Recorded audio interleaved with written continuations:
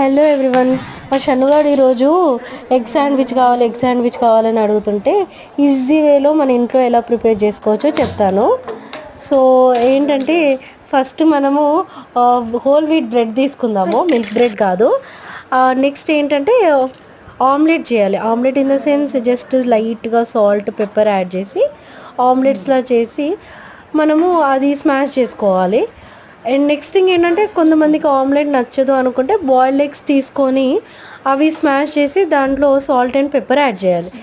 Next onions and coriander బాగా సన్నగా తరగాలి.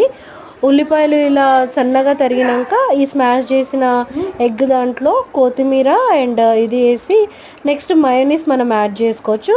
Mayonnaise మీరు ఫ్లేవర్డ్ ఆర్ ప్లెయిన్ ఏదైనా మయోనీస్ యాడ్ చేసుకోండి. నెక్స్ట్ ఆరిగానో, నెక్స్ట్ తర్వాత ఆరిగానో యాడ్ చేశాక మళ్ళీ ఒకసారి మిక్స్ చేసి దాంట్లో చీజ్ యాడ్ చేయండి. చీజ్ యాడ్ చేశాక కంప్లీట్గా ఇదంతా ఒకసారి బాగా కలుపుకోవాలి. కలుపుకున్న తర్వాత కొంచెం సాల్ట్ అండ్ పెప్పర్ టేస్ట్ చూడండి, బాగా మిక్స్ చేయాలి. అది మొత్తం కలిసిపోయేలా మిక్స్ చేయాలి.